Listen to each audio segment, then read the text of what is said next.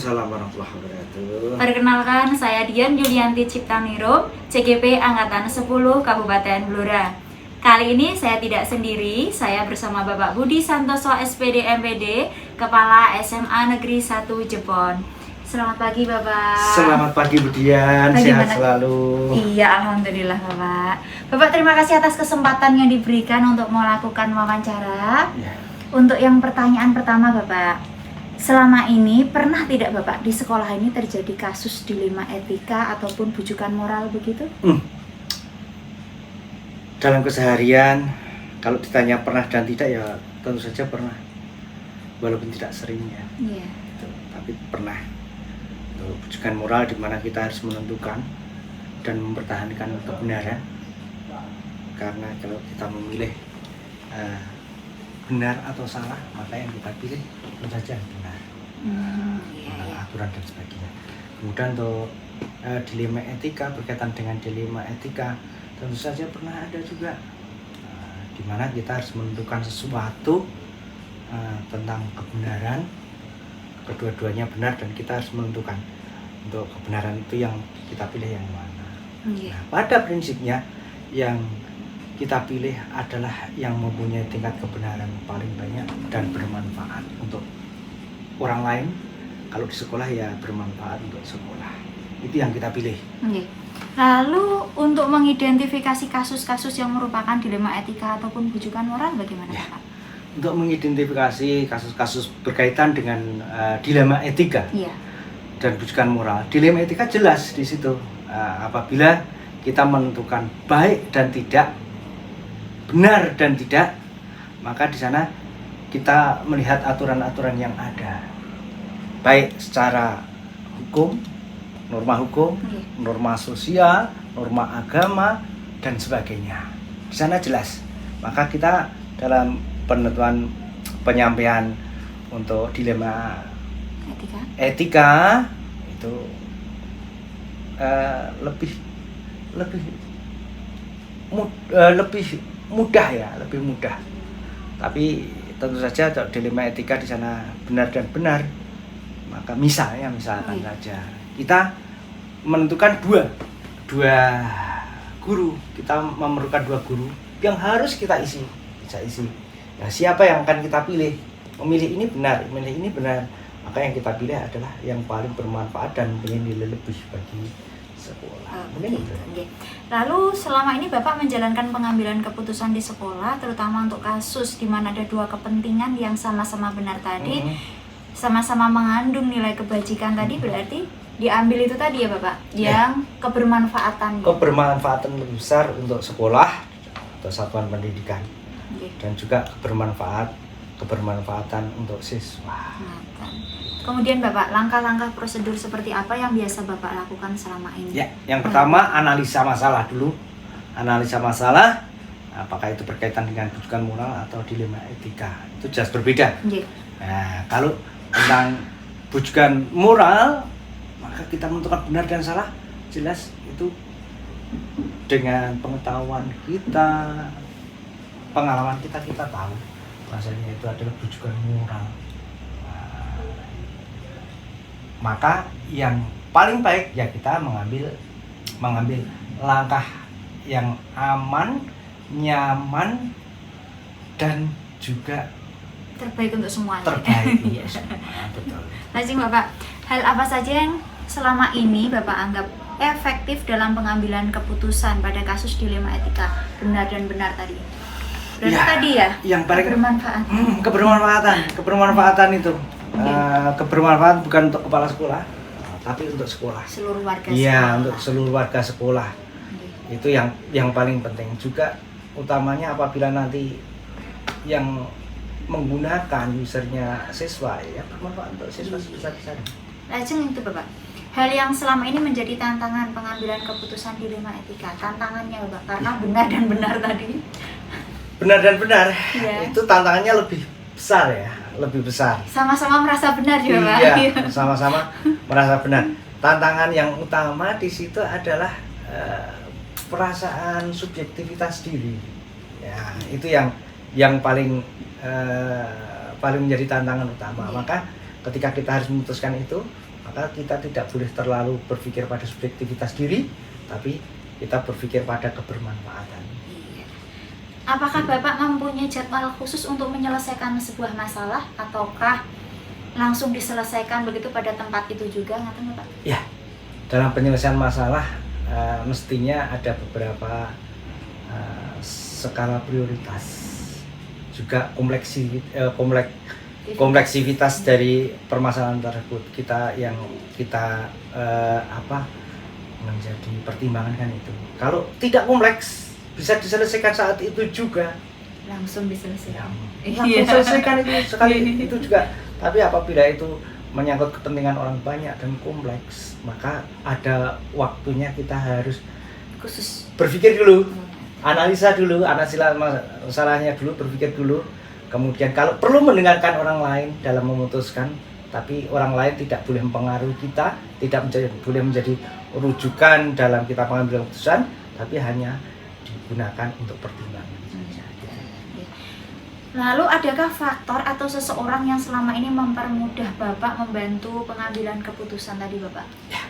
Tadi ya? Yang bermudah banyak, lingkungan kita lah, lingkungan kita, teman-teman kita, bapak ibu guru dan sebagainya, itu kan bisa digunakan untuk pertimbangan, untuk bicara, untuk bicara bagaimana sebaiknya.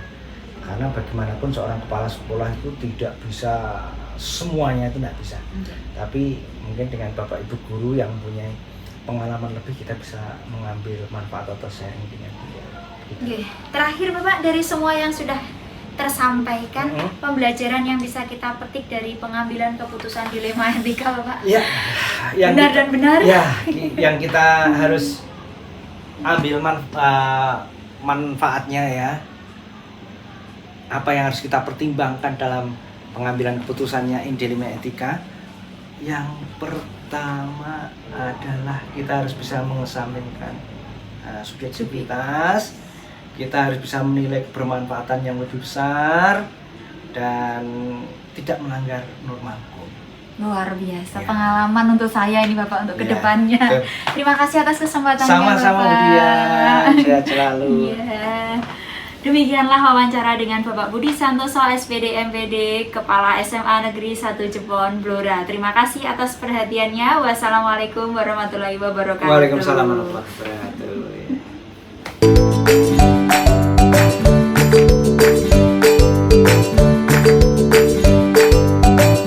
Assalamualaikum warahmatullahi wabarakatuh. Berjumpa kembali dengan saya Dian Yulianti Ciptaningrum. Saya CGP Angkatan 10 Kabupaten Blora. Kali ini saya akan mewawancarai Ibu Susi Ernawati ST, Kepala Sekolah SMA Grida Doblang. Selamat pagi Ibu. Selamat pagi. Ya, terima kasih atas waktunya Ibu ya. Kali ini kita akan mendiskusikan mengenai dilema etika dan bujukan moral, begitu ya Ibu. Pertanyaan yang pertama Ibu, selama ini bagaimana Ibu mengidentifikasi kasus-kasus yang merupakan dilema etika ataupun bujukan moral, begitu Ibu, di sekolah ini?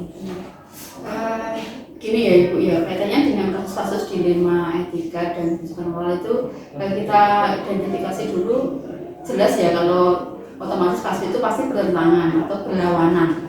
Dan kaitannya dengan dilema etika itu otomatis kasusnya pasti merasakan bahwa kedua belah pihak itu sama-sama benar, merasa sama-sama benar gitu. Sementara yang bukan moral itu di mana keduanya ada yang benar, ada yang salah, dan kita harus benar-benar bisa mengidentifikasi kasus tersebut dari kedua belah pihak. Luar biasa Ibu. Selama ini bagaimana Ibu menjalankan pengambilan keputusan di sekolah Ibu, terutama untuk kasus-kasus di mana ada dua kepentingan yang sama-sama merasa benar, begitu Ibu ya, atau sama-sama mengandung nilai kebajikan. Dari pihak yang sini merasa saya itu benar, pihak sini juga merasa benar. Ya.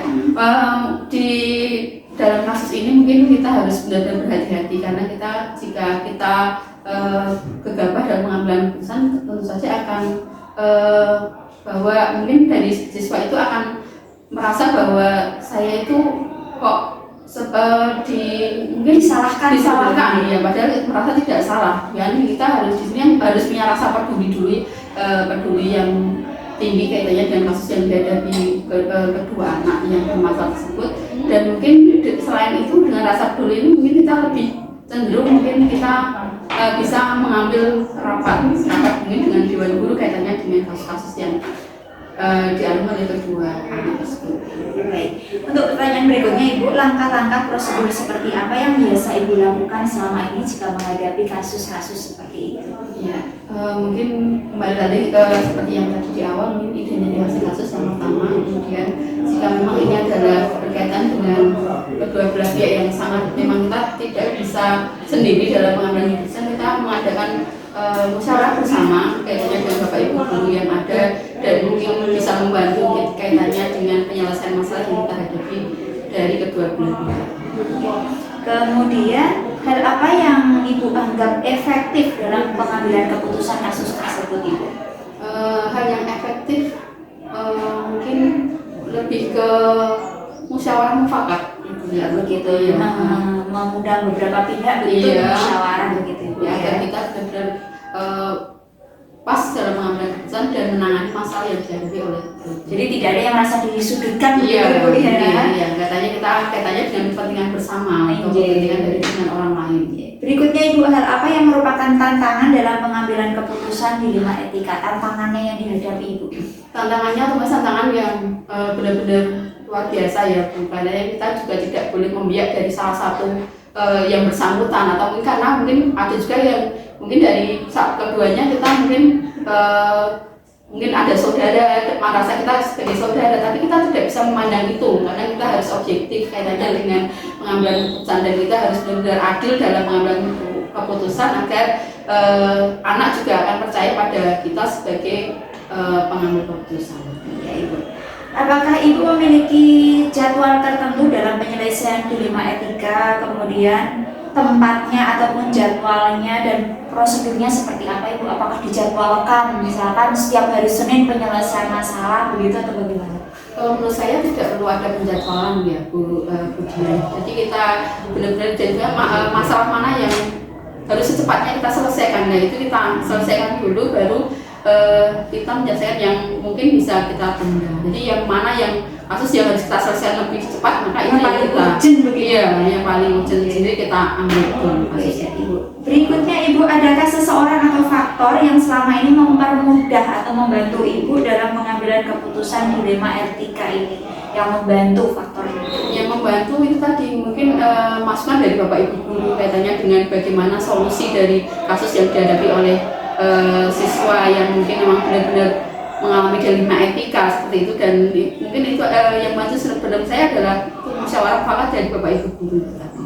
Berikutnya, dari semua hal yang telah disampaikan, pembelajaran apa yang dapat Ibu petik dari pengalaman Ibu saat mengambil di 5 etika ini? Iya, pengalaman saya benar-benar suatu pembelajaran ya Bu Dian, yang karena memang kita juga memang menghadapi beberapa orang yang punya perbedaan karakter, dimana karakter itu kita benar-benar harus mempelajari masing-masing karakter anak terutama karena anak-anak itu memang mempunyai hal yang sangat sensitif, hati mereka sensitif. Jadi kalau kita memang tindakan kita salah maka mereka akan cenderung kadang membenci kita dan itu memang kita harus benar-benar berhati-hati dalam pengambilan keputusan. Terima kasih Ibu atas waktunya. Sama-sama Bu Dian. Demikianlah wawancara dengan Ibu Susi, Kepala SMA Krida Doplang. Terima kasih atas perhatiannya. Wassalamualaikum warahmatullahi wabarakatuh.